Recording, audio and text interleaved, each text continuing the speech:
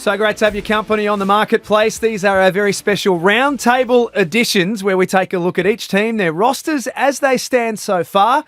And with NBL 24 ticking down to almost 2 months away from the start of the season, it's a very, very important time for a lot of teams to get this all right. Very important that we get it right as well. So we've got the best brains in Australian basketball. Simon Mitchell, the former coach of the Southeast Melbourne Phoenix. And I've got to say, Simon, in the first 2 episodes of the roundtable, you've been looking pretty comfortable on this side of the desk now, I must say. Oh, just finding my way at the moment. I'm around some greatness here, though, so I'm just learning, taking notes and learning. Liam Santamaria, who is also affectionately known as Australia's version of Jerry Maguire, the deal breaker extraordinaire. Liam, I'm really interested to have a look at our last 3 teams here. Yeah, I mean, we've got some teams here that have had some major changes over the course of the off-season, and I've got some cool guys to have a look at. New to the league, some guys that are returning, moved a little bit in free agency, so plenty to break down. And the greatest player that has ever stepped foot here in the Hungry Jacks NBL, that. Andrew Gaze. I hadn't even finished introing you, but welcome all the same. I'm not sure that everyone would agree with that, but I appreciate your thoughts. Well, we appreciate your thoughts on Melbourne United, and that is where we are going to start today with a team that has had some big names come in, a couple of names go out as well, but this starting 5 is another one that's going to look pretty drastically different to last season. It is, and really impressed with what the Melbourne United have been able to do in the off-season. They've got a great team. Bring back Joe Lual, a Chul who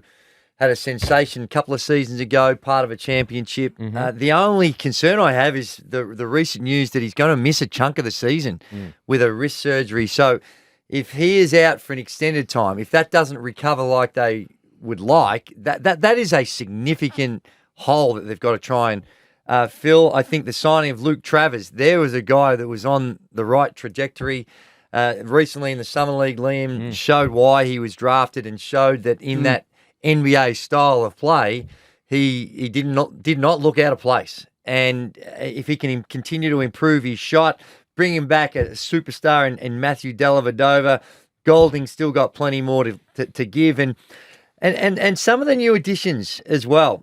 Flynn Cameron. Now, here's a guy, I've only seen glimpses of him, so I'm not overly qualified, other than he comes from terrific DNA with his dad, who was one of the smartest basketball players, played with the New Zealand national team in Pero, and a guy that didn't have all the physical attributes, but played with great basketball IQ, and his son looks impressive.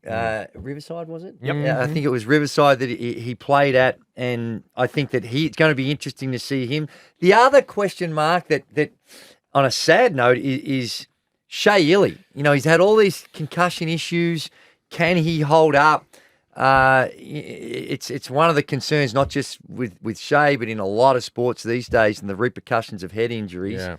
Missed a large chunk of last season. In fact, if he had been there, they would have made the playoffs. He was significant, and I suspect that they're hoping that he's going to have a very important role. And if that, for whatever reason, that doesn't turn out, that's going to hurt him. But across the board, they have loaded up Tanner Krebs, solid pickup, and bringing back, when I say bringing back through injury, with Ariel Hokporti, he, to me, was showing great signs of what he can do. He's a potential NBA player. What he can do around the block, he was getting better. I think Dean was beating it into him about the requirement at the defensive end. And there were some really good signs there. So a lot to like about this. The veterans coming back in Brad Newley. He spent more time in the 4 spot than he has ever in his career last season. And I suspect that might be the case, but still has some versatility. So there's a lot. I think this is, again, a championship contending team, in my view. And I think they've done exceptionally well in the off-season. You know they're going to be tough as hell on the defensive end. And they've got a lot of scoring. So there's not too much that you can look at and say that there's a reason to be pessimistic. It's all glass half full optimism as I look at this lineup. I feel the same. Sydney and Melbourne, for me, are the teams that have, I think, put together the rosters that impress me the most over the course of this off-season. Still an important piece to come in terms of what they go from an import perspective. And then, you know, some big question marks in terms of Shea Illy, his ability to stay healthy. If he cops another one, touch wood, then that's going to be an extended time on the sideline. But can I just throw this into the mix, fellas? The timing is absolutely impeccable. I'll speak on it. An Olgenbaum just arrived on my phone As we're recording. about Melbourne United and this Joe Luala-Chul situation. Literally, as we're recording, Rob Lowe has signed with Melbourne United as a nominated replacement player, sources told Mr. Ulich. The Kiwi big man retired last Didn't he month, quit? but Oh, will not return retire. to the Couple times NBL now. and immediately fill a need at the 5 spot for United. So you got to love that as a pickup for this injury replacement. It's been a few years since he retired from Cairns, hasn't it? Oh, I'm sorry, New Zealand as well. Yeah. No, he's had more comebacks than Kiss, I think. Your man. Good pickup. You still Good got the pickup. Kiss number Smart plate, play. son? Great. No, they've moved on. Oh, Coming off another Great New Zealand Really league good season in the NZL. and yeah, look, that's a fantastic. And it's funny because we're obviously the bomb you've got right there. I'm looking through the centre spot. If you're going to lose somebody, is probably the best spot to lose someone at this stage of the season because there is availability there. Now, if you're looking for an Australian small forward, good luck. If you're looking for an Australian power forward, good luck. They're not there. So the centre spot, getting a local in Rob Lowe, fantastic signing. I'm looking at my list here. I didn't have Rob on it because he did retire, but that is the best of a solid bunch of replacement players. And yeah, I like that signing a lot for Melbourne. Yeah. What type of player are they looking at with this import spot, Liam? Are we thinking 3-man? Yeah, I think so. A 2-3, I would think. Now, I reckon they've got the starting lineup right here. I think they're looking for someone to come in off the bench. Okay. A la like a Scotty Hobson type. When they won the championship with only one import a few years ago, they had that guy coming off the bench. So I reckon it's a Shayeli Matthew Dellavedova backcourt. Okay. With Chris at small forward. I love Luke Travers in this power forward spot for Dean Vickerman at Melbourne United. I think he's going to tap into the Xavier Cooks type blueprint for Luke Travers to say, you're going to be our connector at the offensive end. And a little bit of kind of what we've seen on that NBA floor at the Summer League, you know, the ability to rip it, push, run, get, you know, and make plays off drag screens and pick and rolls. And he has, you know, we've seen, I talked about Bobby Clinton being able to look over the defense. You see that with a guy like Josh Giddey. Luke Travers can do that as well. He's got some playmaking upside that I think they're going to tap into. And then, you know, you guys will jump all over me, but Porty looks really good again, like he did in preseason coming into this year.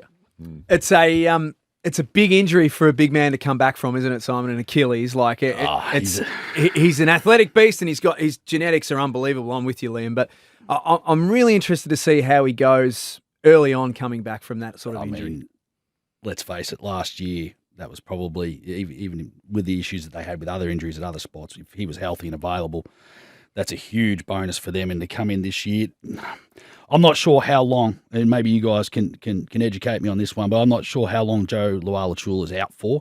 I know it's a significant period. I think he's going to miss a couple of months of the season. Yeah. Well, that's a huge loss, but geez, that opens up a great opportunity for Ariel Hakporty, who towards the back end of his first year at Melbourne United was becoming quite the weapon and quite the thing that you had to plan around. His ability to catch the ball, finish above the rim, his shot blocking ability, his robust athleticism, and he's starting to develop. It may not be the prettiest jump shot, but he's starting to develop a little 7-footer that, whilst it may not pass the eye test, it's certainly you found yourself pulling it out of the net. So, unbelievable upside for that kid. With the addition of Rob Lowe, Luke Travers, that import spot's going to be, I agree with Liam. I think the Scotty Hobson type is going to, and another ball handler at that spot. I mean, that's what I love about Luke Travers at the 4, though, is that he brings that extra ball handler. And the last year, when Shea Ili went down, you could key in on their point guards and try and take the ball out of their hands. And then you had the Lockie Barker, who maybe is not a natural point guard, would struggle getting it up the floor, or Chris Golding was given responsibilities that maybe he didn't want. And you could really get into them and turn them over. Now, with the addition of Luke Travers, regardless of whether or not they start with Dellavedova and Shea, you've got that extra ball handler out on the floor. And yeah, they're loaded from top to bottom. I agree with Drewy that Flynn Cameron looks like a quality player. That's one heck of a mature-looking body on a young man. Yeah. Like, he looks strong. Tanner Krebs, I think, is in a great position to further his career. And look, just going from what Brisbane was last year into the organisation that Melbourne United is just going to be a great eye-opener for a young kid like that who's going to be in a position where I think the skill sets that he brings to this team are going to be absorbed and welcomed, and, yeah, they're going to be tough. You mentioned the name Tanner Krebs. I think another little under-the-radar type signing, Tanner Krebs. Absolutely. You know, a really quality player, still has some upside to tap into. I've said it before, he's a better shooter than he's ever shown in the NBL as a pro so far. So you get some good service here with Illy and Dellavedova that's maybe you missed out on in Brisbane. That's probably true. And then the other thing I like is that this feels like much more of a Dean Vickerman type team than what he had last season. And they've had a couple of these pivots under Dean Vickerman over the journey. You know, they had the Mello, Trimble, Sean Long team. And then he went, you know what? I'm going more local, more defense, and then they won the championship. And then they had that squad last year, and they had some real talent in Xavier Raton-Mays and Ray John Tucker. And he said, you know what? I'm going more local, more defense, and that's where we've landed. So we turn our attention to the New Zealand Breakers, who made it all the way to last year's championship series and pushed the Sydney Kings all the way to the very end. They have had a really productive couple of weeks. There was a period there where I just wonder whether the Breaker Nation were getting a little bit nervous with the departure of Derek Pardon, Jarrell Brantley, Barry Brown Jr. not returning, but they've thrown a few punches back the other way, Liam, and I think the great starting point for them is getting Finn Delaney back into this team. What a great signing. This game, this game is, so much of it is about relationships in free agency and in the off-season, about your relationships with agents, about the relationships you have with your current players, because guys will start talking to each other. And Finn Delaney has an incredible relationship with Mody Maor. And that's the primary reason, as well as being a Kiwi kid who grew up supporting the Breakers and wants to be a part of a New Zealand Breakers championship. His relationship with Mody Maor is what's got that over the line. And he's a huge signing coming back, whether he's at the 3 or the 4 or how they move those guys up and down that lineup is going to be fun to watch over the course of the season. I'm just excited to have him back in the league. Justinian Jessup back in the league as well. A couple of days before we go to record this, he returns. We saw him as a next star, Drewy, at the Illawarra Hawks under Brian Goorjian. Now we're seeing Justinian Jessup as a professional, as an import. Well, we are, but it's a little different. When he was under Brian Goorjian, yes, he was a next star, and yes, he was a rookie, but he'd still had a long career at the collegiate level. So it's a little bit different to some of the next stars that we see coming through right now. But the thing we do know is he can shoot it. He's lights out shooter, and I think that he's a solid pickup for him. This is a much different team to what they had last season. When you take out those 3 imports, that straight away you're a different look. Yes, some of that's offset by Finn Delaney, Majuk Mathiang. I think he's a better player than what we saw of him last season at Illawarra. So there's some things to like. Will McDowell-White was bordering on being one of the uber elites with the way in which he made the progress he made and what he can do. Can he continue to play, or if not, continue to grow on what he does? They've invested heavily in him. And I really like the New Zealand Breakers. I like the team they put together, but right now I need to see a little bit more of some of these guys to compare them to what they had last year, where they were really, really good. I think the jury's out on whether they can be as good as what they were last year, but they've done a heck of a job of having a good crack at it to put a team that can try to replicate, or in their case, go one better than what they did last season. As you look at this roster right now, Simon, what do you think? Yeah, look, I think Derek Pardon was a very, very good basketball player for New Zealand last year, and I think they're going to miss him particularly. One of the things that I think he did at a level maybe above anybody else in the league was his ability to set ball screens. The angles that he set them at, the physicality he set them at as well. And that freed up Will McDowell-White to do what he does best, is operate out of those pick and rolls. Mango's not that guy. He's going to do some wild stuff upstairs on the rolls, and he's going to pop occasionally, but he's not going to set the screens to the level of Derek Pardon. I'm not sure he's going to defend at the level of Derek Pardon either. Although apparently the social media down in New Zealand said that they've made an upgrade there, so we'll see. Probably shouldn't talk about that. Yeah. Anyways, look, I'm a huge Derek Pardon fan, and I think there's, he was a big part of what they did last year. Now, Zealand Cheatham is a guy that's intriguing to me. Now, I don't know when they signed him, and whether or not they signed him before incoming Finn Diesel. Now, they may have doubled down a little bit on that position. And I know that, Finn's come back because he's a relationship with Modi. I dare say there's a nice chunk of change that was involved in the exchange there too, Liam. So you've doubled down a little bit at that spot. Now, will Cheatham play a little bit at the 5 spot as an undersized 5? And Could he? Oh, definitely. Well, from an athleticism standpoint, we're looking at somebody who has got his chin on the rim. Bouncy. Oh, a little bit bouncy. So we're going to have a little bit of fun watching him, but Finn at the 3 spot, if they go in that direction, I don't know. I think you're robbing a little bit of what Finn Delaney brings to the table, putting him at the 3. So I'm intrigued to see how they go through that. Justinian Jessup, if he's at the 2, now I've got to look at your ball handling in the backcourt. Can you take the ball out of Will McDowell's whites, and then all of a sudden you've got Justinian Jessup as your setup guard? Maybe not his strength. He's not blessed with incredible speed or ball handling ability in the open court. So, yeah, it's an intriguing team. There's some question marks over it for me. I think they'll go with Liafa as a guard next to Will McDowell White. I think Jessup moves up to the 3, and I wouldn't be surprised either Cheatham goes to the 5 or moves to the bench. Yeah, I mean, they're going to be able to move guys up and down that lineup. The important thing for me is as they do that, the ball needs to stay in Will McDowell White's hands. So when you bring in this next import and you look for like a Barry Brown type replacement or wherever it is that you bring a guy in, just make sure you're keeping, my advice to the breakers would be to keep in mind that Will McDowell White needs to have the rock, and he has to have the rock in big situations. I think if they went back to that 4th quarter in Game 5 of the Grand Final Series and they could do that over, they'd say, you know what? We're going to ride this Derek Pardon, Will McDowell White pick and roll to the death. And you're right, they're going to really miss him. I mean, if you get your arousal levels and your man crush on Lachlan Olbrich is one thing. How I feel about Derek Pardon is a whole nother. Feeling for Derek Pardon too. and they're really going to miss him. And not just in terms of his ability to set ball screens, but his ability to defend ball screens as well.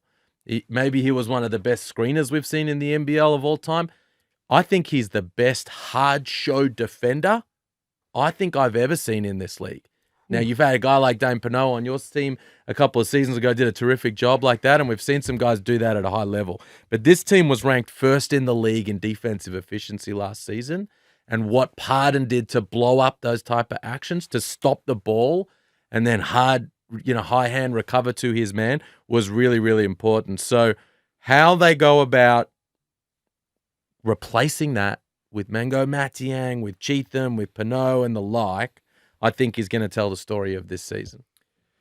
And lastly, the Brisbane Bullets, who have another team who have had some pretty significant change in the off-season, starting with their coach, Justin Schuller. We wish him all the best in his first role as a head coach here in the Hungry Jacks NBL. What sort of brand do we expect this group to play under Justin? You all know him pretty well in various connections. What are they going to look like on the court? Well, I think that he's trying to bring a bit of Melbourne United and what he did with Melbourne United with Sam McDaniel and Mitch Norton, a bit of that defensive pressure that Melbourne United are renowned for. I think that it's a good lineup. I was a little surprised with Shannon Scott that the way they went there, whether or not they would have tried for something different. Josh Bannon is a kid that grew up here in Melbourne and played with Blackburn. Lefty, developed really well. I think that he's one that I don't know what type of expectations they have for him, but I think that he could provide. He's got good size and he can shoot it Well, he certainly could in his junior days. I say expectations are pretty high, Drewy. Hey? I think expectations might be pretty high. Well, I think they're warranted. I think from what I've seen, they are justified. And really, Nathan Sobey didn't have one of his better seasons last year. If they can get him back to where he was a couple of seasons ago and figure out a way to get Aaron Baines going and back to his days when he's running around with a Celtics jersey on, then they could be really tough. They've got good depth. DJ Mitchell, I thought was, good, really solid. So they're solid. I see this being really solid. I see Justin trying to get more defense into the lineup to what they had last season. And the big fella, your man, Rocco, I'm really, really curious to see if he can have any sort of young guy. Very young. Great size, but very, very young. And how quickly he can develop. He's raw from my eye test. He's raw. But when you talk about arousal levels for the next 2 or 3 years, I'm sure that he is on the NBA radar. Well, and truly. when anytime you've got that size, you're going to be on the NBA radar. And he's got those skill sets to say he can go to the next level. Whether or not he can do that next season for them and how much he can contribute remains to be seen. But I'd say the jury's out on Brisbane. But I'm not going to be surprised if they were able to do better and get into that top 4 type conversation. But I think you'd have to stretch your imagination to think that this team could win it, but they could be. You got them ahead of Cairns, Drewy. Huh? Do you have them ahead of Cairns? You got any love for the state of Queensland, Drew? No. There's similarities in that without seeing them and seeing how some of these pieces, there's some pieces here that if you want to take a really optimistic view, then yeah. And I say that about Cairns. I'm not. And again, I'd be accused of sitting on the fence here. Right now, if you ask me, they're not they're not on my top 4. Right. But I'm not going to be. It's not going to be like it was that first year when Tasmania get to the grand final. I'm not going to be that type. Oh, gee, that I never ever thought that would in my wildest dreams saw that happening coming. It's not that level of shock, but it's one that you got to reserve. Chris Smith. You tell me. Well, you used the word solid before, and I think you're right. That is exactly what Justin Schuler's tried to create here. A team more solid than they have been, where they've been so up and down and you can't rely on them for this, that, or the other. So, and I think Justin Schuler's looked at this and he's looked at Tasmania under Scott Roth and he's looked at some of these Melbourne United teams over and under Dean Vickerman and he's like, you know what?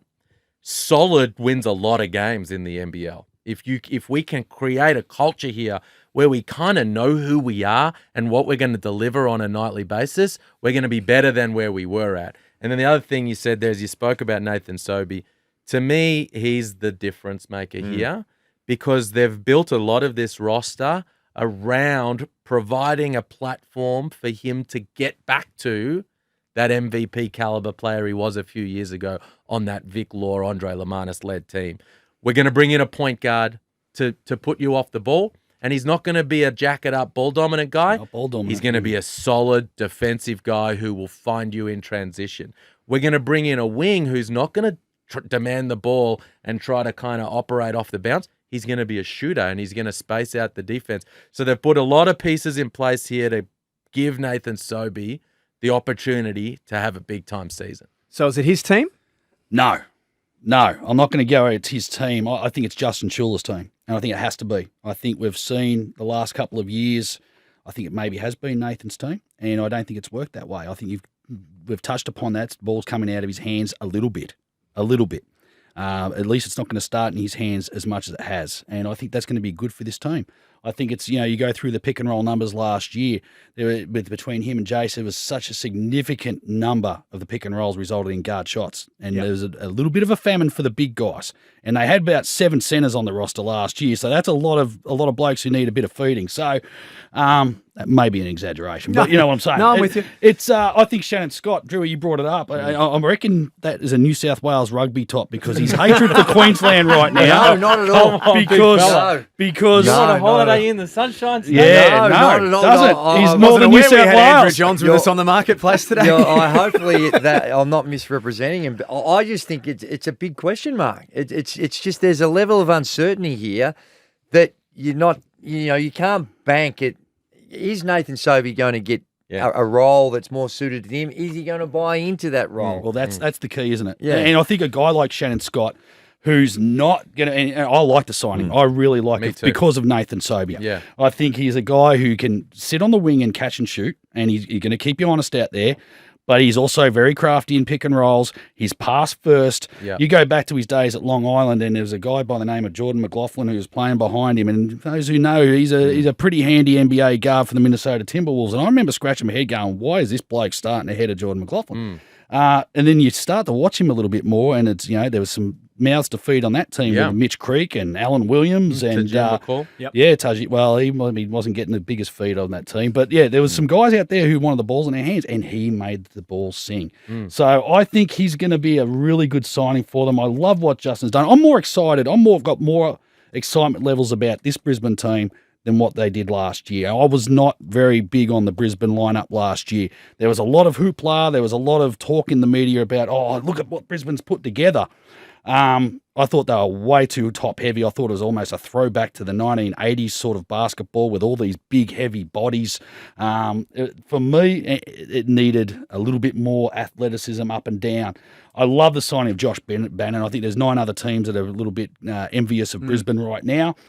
Chris Smith, don't know a lot about him, but I know he shoots the ball well. He played in Japan last year, came off the bench most of the time, but led his team in scoring, and that was a very good team he played for too in the Chiba Jets. So I like the balance here. Mitch Norton just going to bring that toughness, that leadership that this team, of all teams, maybe along with Adelaide, you go into the off-season, you're like, oh, geez, where's the leadership need to be? This is the team. I mean, this was a basket case last year. Even inside the NBL, as a coach, I'm looking up there and thinking, thank God I'm not coaching there, because it was horrendous, what they went through. This makes for fascinating conversation as we get closer and closer to NBL 24. To the three of you, thank you so much for your brains, for your preparation, and for your intel over our roundtable series. It's all very exciting. It's just around the corner now. Very exciting. Can't wait. We're going to the Gold Coast. I'm not sure they're going to let Drewy in. Drewy's not going. As he tries to cross the border. He's a New South Welshman now. Grossly misrepresented here. But it was good fun breaking it all down. Simon, thank you. Drewy, thank you very much. And a big thanks to everyone for joining us on the marketplace right throughout the off-season and, of course, during our roundtable editions as well. NBL.com.au for all the latest news on the Blitz. If you're thinking about going, you should. Take the family, make it a holiday. It'll be a whole lot of fun. Thanks for being with us. We'll see you soon.